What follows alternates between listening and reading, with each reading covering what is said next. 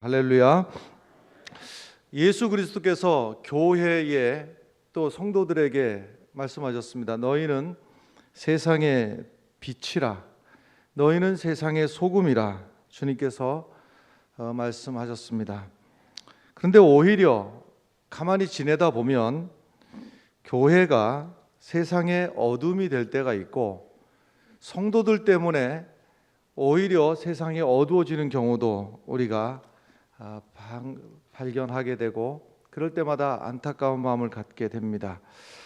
오늘도 사도 바울의 입을 통해서 우리들에게 주시는 말씀은 너희는 그리스도의 향기라 하는 말씀입니다. 오늘 2장 15절 말씀 우리 함께 보겠습니다. 함께 읽겠습니다. 우리는 구원받는 자들에게나 망하는 자들에게나 하나님 앞에서 그리스도의 향기니 그랬습니다. 우리가 그리스도의 향기가 되는 것은 네 편, 내 편에게가 아니라 구원받는 자들에게도 그리스도의 향기가 되어야 되고, 멸망받는 자들에게도 그리스도의 향기가 되어야 됩니다.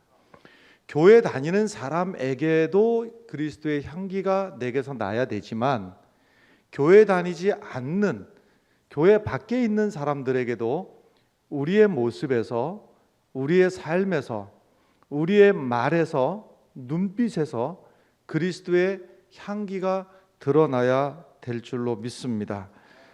그러면 어떻게 하면 우리 안에서 그리스도의 향기가 드러날 수 있을까 하는 것인데요, 14절 말씀에서 우리들에게 말씀해 주고 있습니다. 14절 말씀을 또 읽겠습니다. 항상 우리를 그리스도 안에서 이기게 하시고 우리로 말미암아 각처에서 그리스도를 아는 냄새를 나타내시는 하나님께 감사하노라. 아멘. 이 14절을 둘로 나누어서 먼저 앞쪽의 말씀을 먼저 보면, 항상 우리를 그리스도 안에서 이기게 하시고 이랬습니다. 우리가 언제 그리스도의 향기가 우리 삶 가운데 드러나는가 하면 우리가 이길 때입니다. 이길 때인데, 그 이기는 방법이 세상 사람들이 이기는 방법하고는 다른 방법으로 이기는 겁니다. 세상 사람들은 어떻게 이기는가 하면 목에 핏대를 세우고 고래고래 소리를 질러가면서 상대방을 무너뜨리고 상대방을 물어뜯고 상대방을 상처를 내고서야 내가 이기는 것이 세상에서의 이기는 것이나, 우리가 이기는 방법은 내가 십자가를 지고 내가 억울하고 내가 돌을 맞으면서도 품어 안을 수 있는 이 방법으로 우리는 이기는 겁니다. 그 이겨야 될 대상 중에서 제일 첫 번째, 무엇과 싸워 이겨야 되는가 하면 나 자신하고 싸워서 이겨야 되는 것이 모든 것의 첫 번째입니다. 그래서 내 자신과의 싸워서 그리스도의 성품으로 내 마음을 다스리고 내 본능을 다스리고 내 죄성을 다스리고 내 육체의 본능을 그리스도의 성품으로 다스려서 이겨야지만 우리 안에서 그리스도의 향기로 드러날 수가 있습니다. 우리가 물론 예수 그리스도로 말미암아서 구원받은 영혼들이지만, 아직도 우리 안에, 이 육신 안에 정욕과 탐심과 이기심이 여전히 우리 안에 살아 꿈틀꿈틀대고 있습니다.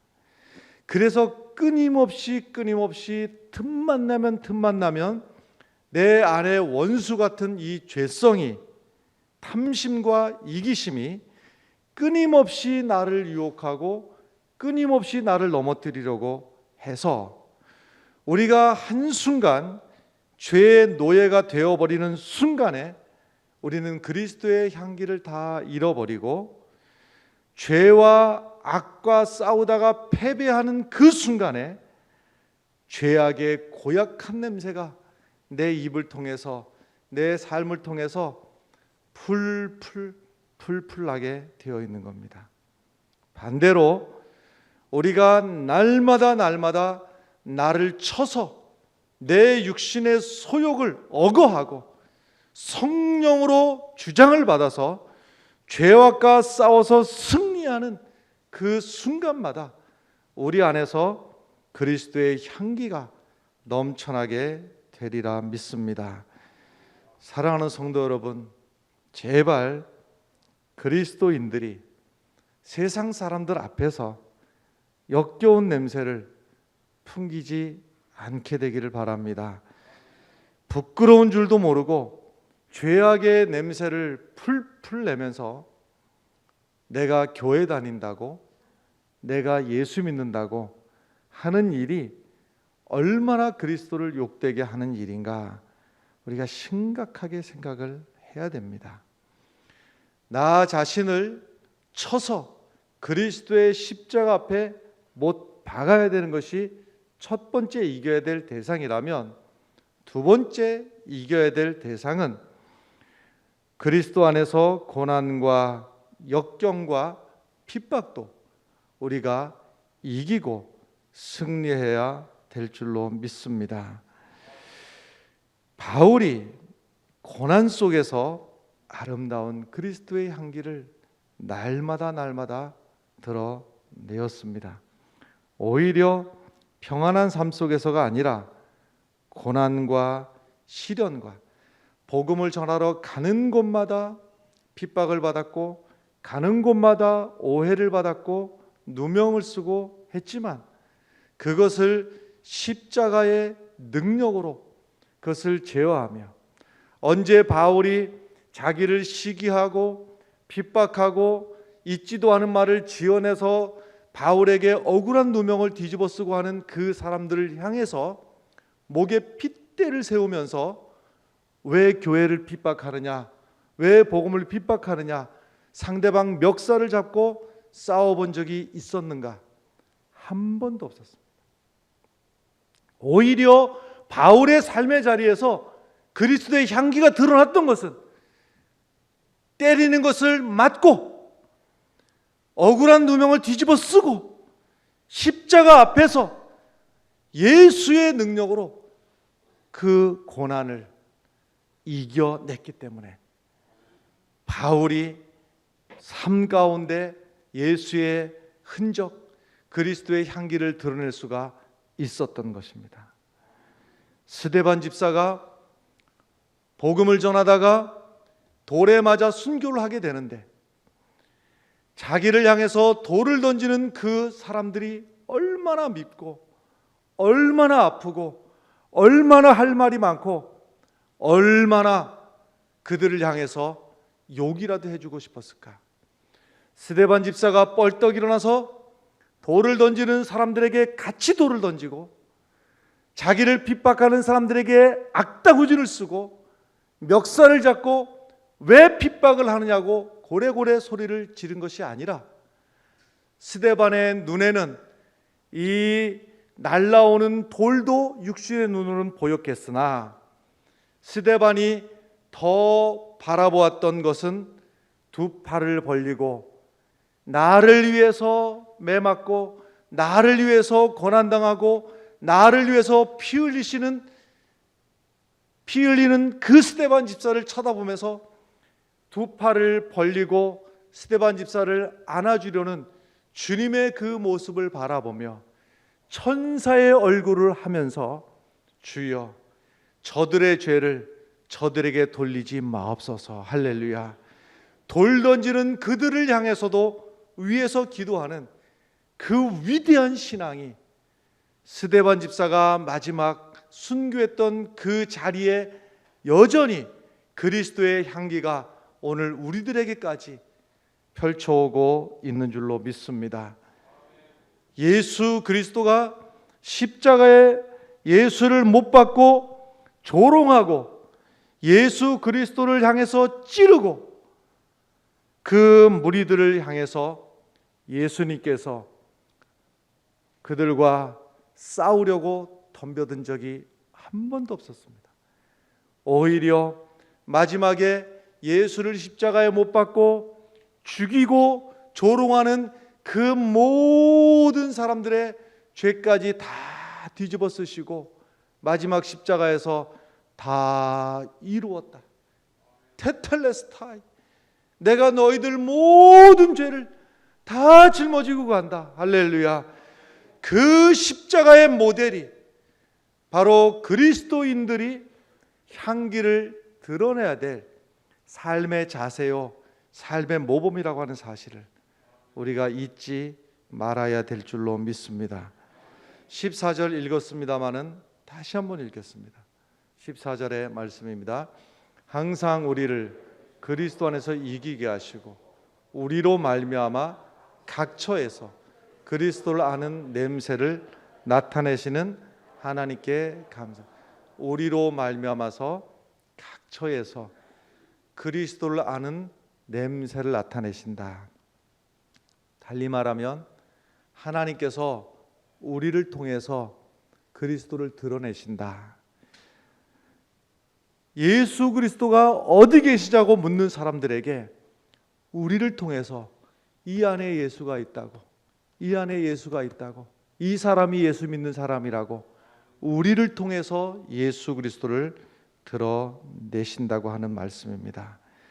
우리 안에 예수가 계시면, 진짜로 이 안에 예수가 있으면 어디에 있든지 예수의 향기가 드러나게 되어 있습니다.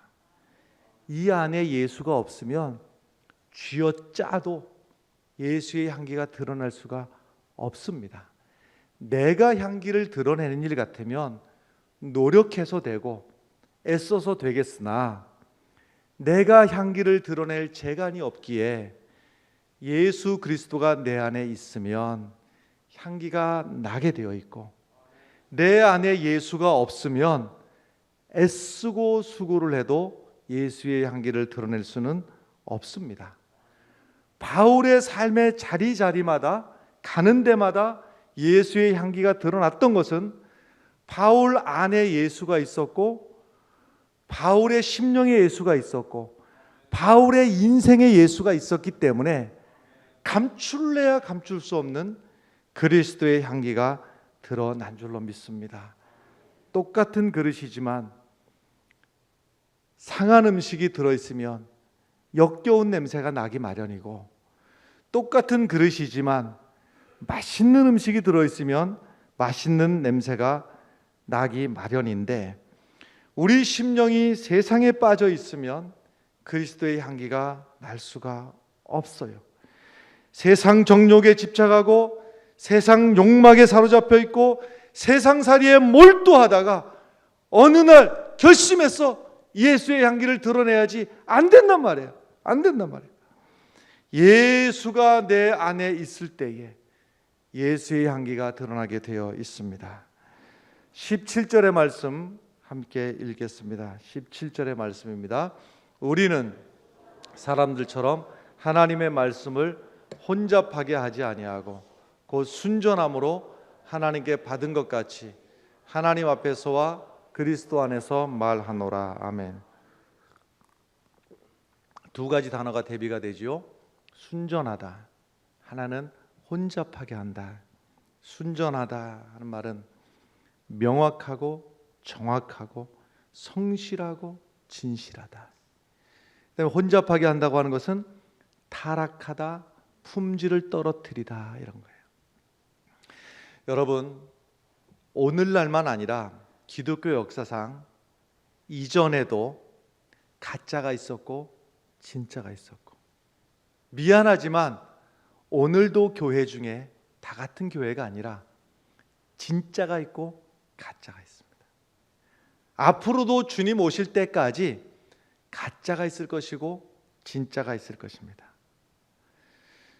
이 두 가지 순전하게 마지막까지 주의 복음 하나 붙들고 예수님이 걸었던 그 좁은 길, 십자가의 길, 내가 맞으면서 십자가에서 찢기면서 마지막 내가 죽어서 한 알의 미랄이 되어서 썩어서 열매를 거두는 위대한 승리를 승리의 길을 가는 교회가 있는가 하면 모양만 교회이고 무늬만 교회라서 절대로 손해볼 수 없고, 누가 뭐라고 말 한마디만 하면은 목에 핏대를 세우고 10마디 고래고래 소리를 지르면서 이겨먹으려고 하는 교회가 있기 마련이고, 어느 쪽이 순전한 교회이고 어느 쪽이 혼잡하게 하는 교회인가 하는 것을 분별하는 그 능력이 우리 가운데 있기를 간절히 바랍니다. 기독교는 누룩같이 흔적도 없이 퍼져서 세상으로 스며들어가야 되는 것이 기독교이고, 소금처럼 자기의 형체를 다 녹여버리고 여기까지가 소금인데 누구는 들어오지 마, 나는 소금이야가 아니라 다 녹아져서 나는 없어져서 다 세상 저 구석구석까지 스며들어서 맛을 내게 하는 게 소금이고, 그리스도의 향기라고 그랬는데 여기까지가 그리스도의 향기니 너희는 오지 마가 아니라 이것이 곳곳에까지 스며들어가서 세상을 향내내게 하는 것이, 이것이 바로 교회입니다, 여러분. 그런데 교회가 하나의 사회 세력이 되거나 정치 집단화해서는 그 스스로를 세속화시키는 일입니다. 지난 몇 번의 선거를 통해서 기독교를 사회, 정치 세력화하려는 유혹들이 있었는데 분명히 말씀드립니다. 이것은 교회의 선교의 문을 닫는 일이고 전도의 문을 닫는 일이고 스스로를 막아버리는 일입니다. 교회는 정치 세력화에서 세력을 잡거나 기득권화되는 순간에 교회는 교회로서의 사명을 잃어버리게 됩니다. 여러분, 기독교는 끝까지 기독교여야 되고 복음은 끝까지 복음이어야 되고 지성의 교회는 끝까지 십자가의 종교, 희생과 사랑을 해야 될 존재이지, 세상에 나가서 정치 세력화해서 정당을 만들고 기득권 세력으로 나아가려고 하는 것이 교회가 된다면 교회는 그 순간 망하는 겁니다. 교회가 차지해야 될 것은 예수 그리스도의 십자가의 복음밖에 없다고 하는 사실을 잊지 말아야 됩니다, 여러분. 교회가 절대로 뺏기지 않아야 될 것은 날 위해 죽으신 예수 그리스도의 복음밖에 없다고 하는 사실입니다. 세상에는 진짜 같은 가짜가 있고 가짜 같은 진짜가 있기도 하고 그렇습니다. 겉으로는 거룩을 말하고 성령 어쩌고를 말하고 하나님을 운운하면서 그 속은 거짓과 위선으로 가득한 경우가 진짜처럼 보이는 가짜들, 예수 그리스도의 말대로 할 것 같으면 외식하는 자들, 경건의 모양은 있으나 경건의 능력을 잃어버린 거짓된 종교인들이 판을 치고 있는 것이 오늘 이 시대의 교회의 모습입니다. 결국 이런 사람들로서는 아름다운 향기를 기대할 수가 없습니다. 성경의 말씀대로 역겨워서 토해버리고 싶은 그런 냄새만 날 뿐입니다. 여러분, 그리스도인들은 그리스도인들답게 살아야 됩니다. 저는 요즘 심히 괴롭습니다. 예수 믿는다고 하는 사실이 괴롭고 목사라고 하는 사실이 너무나 괴롭습니다. 봄이 되기 전에 찬바람 일 때부터 유원주 전도사님은 교회당 입구에서 들어오시는 분들 명부를 작성하고 일일이 체온을 재고, 수도권에서는 지금 온라인으로 예배를 서울 경기 지역 드리고 있습니다만은 우리 교회도 수시로 포항시청을 비롯해서 관계기관과 계속적으로 한 번이 아니고 수시로 문의를 하면서 이 예배를 어떻게 하면 좋겠는가. 목사님, 아직 이 지역은 온라인으로 예배 안 드려도 괜찮습니다. 그러면서 또 우리가 해야 될 일들 당부하는 말씀을 저도 소홀히 듣지 않고, 사실 말하자면 새벽기도 같은 경우에는 명수가 거의 정해진 명수이기 때문에 안 적어도 한 번에 그 명단 우리가 나중에 적을 수도 있으나, 새벽마다 그 추울 때 더울 때 모기 물리면서 유원주 전사님 그 입구에 앉아가지고 그것을 적는 이유는 출입하는 분들을 안심시키고 또 경각심을 주고 또 일하시는 공무원들 불안하지 않게 만들고 지역 주민들 우리가 이렇게 방역을 준수하고 있다는 것을 편안함을 주기 위해서 하는 것이지 외워도 할 일입니다. 그런데 그것을 우리는 다 일일이 적고 다 하고, 이 불편하신 중에서도 찬양대원들도 연습할 때도 다 마스크 얼마나 힘들겠습니까? 다 감수하는 거예요. 왜 그러는가? 지역 주민들에게 안심을 주기 위해서 그렇게 하는 것인데, 그럼에도 불구하고 유원주 전사님이 제일 힘들어하는 일 중에 하나가 무엇인가 하면, 모기 물리는 것도 아니고 덥고 춥고 한 것도 아니고, 지나가는 사람들이 교회를 쳐다보면서 꼭 한마디씩을 던지고 가는 일이 가슴에 비수처럼 꽂히는 겁니다.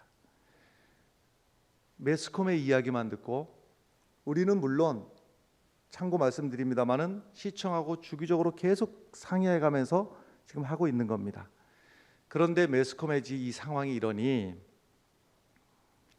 모이지 말라는 대로 저렇게 모이냐고 하면서 쌍욕을 앞뒤에다가 붙이고 한마디 하고 지나가는 사람이 한 명도 아니고 두 명도 아니고 수시로 일어난 일이 너무나 견디기 어려운 일 중에 하나라고 하는 거예요. 얼마 전에 우리 교회 집사님 중에서 한 분이 낙상을 해서 몸이 불편하신 분인데 발가락이 4개가 골절이 됐습니다. 얼마나 아프겠습니까? 그 정도로 아프니까 몸에 열이 막 올라오는 거죠. 발가락 4개가 부러졌으니까 긴장을 하니까 119에 도움을 요청했습니다. 119에 와서 열을 재더니만 열이 높다는 거 다 체크했고, 그다음에 병원으로 후송할 조치를 다 하던 중에 마지막 질문 하나 더. 교회 다니십니까? 물론 이분은 우리 교인이지만 몸이 불편해서 교회를 여러 주 못 오셨습니다. 그러나 교회 다니십니까? 하고 물었을 때는 뭐라고 답하겠습니까? 교회 다닙니다 라고 답을 했죠. 그 순간 상황은 달라지는 겁니다. 교회에 다닌다고 하는 이 대답 하나 때문에 레벨이 높은 방호복을 갑자기 이분들이 꺼내 입고 그 안에서 땀을 줄줄 흘리는 모습을 봐야 됐고, 이 열이 높은 분, 발가락이 4개가 부러진 분, 교회 다니는 이 분을 후송할 병원을 찾으니 받아주는 병원이 없어서 헤매고 돌아다녔더라라는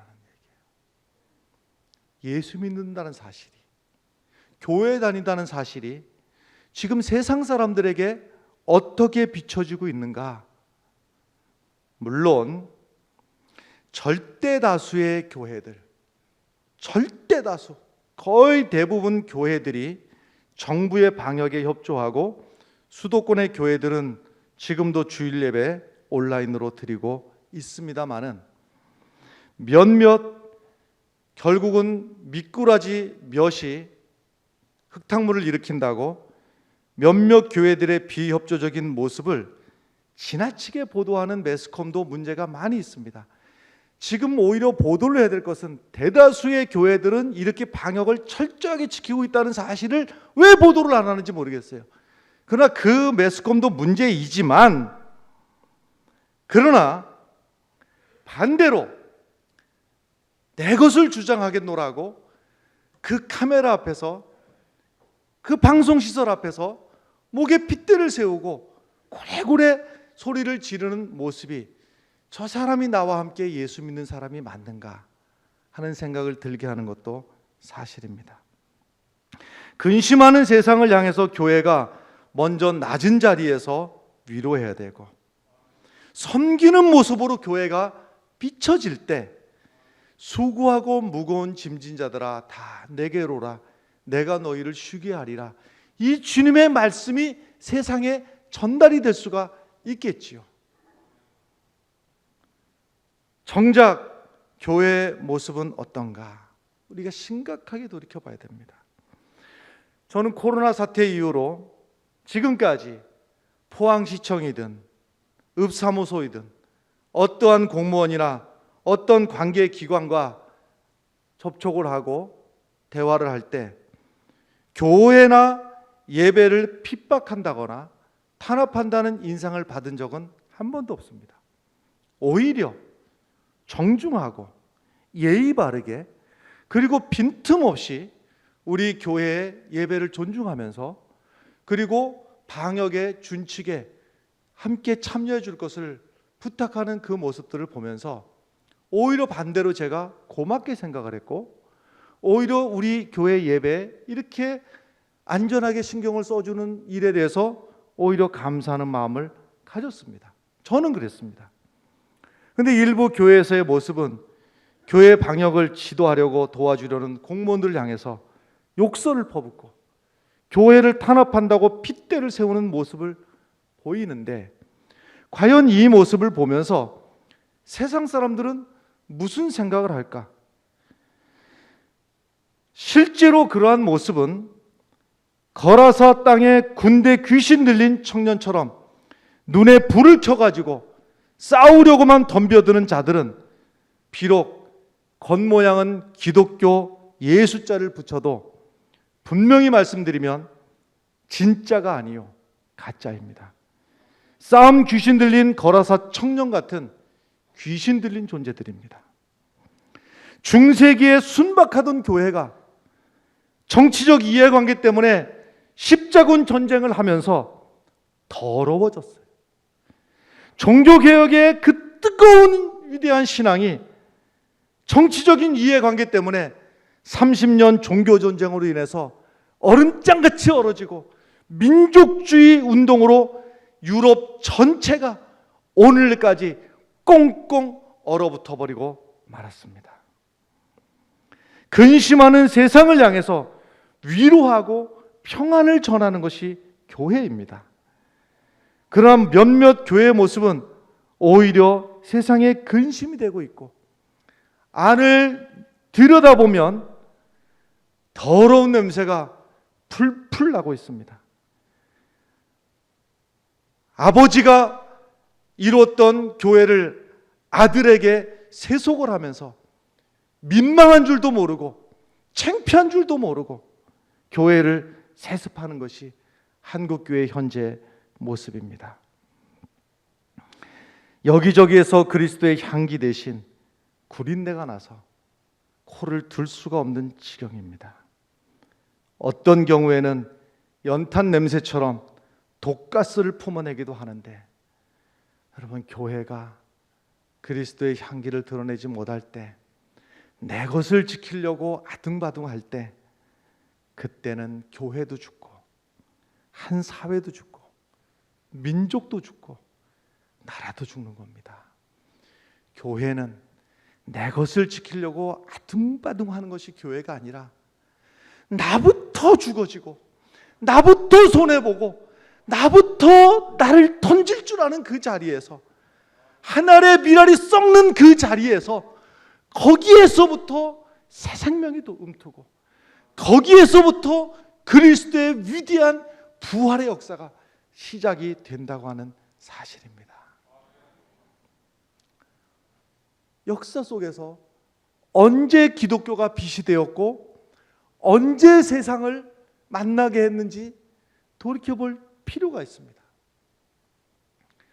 주기철 목사님, 마지막까지 신사 앞에 절하지 않겠다고, 우상 숭배할 수 없다고 그 신앙 하나 지키다가 감옥에서 7년간이나 고문을 받다가 돌아가시게 되는데,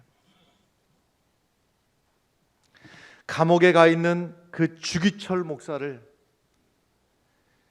평양노예, 대한예수교장노회 평양노회는 일제 압박에 못 이겨서겠지만 노회 공식적으로 주기철 목사를 목사직을 파면을 시켜버리고,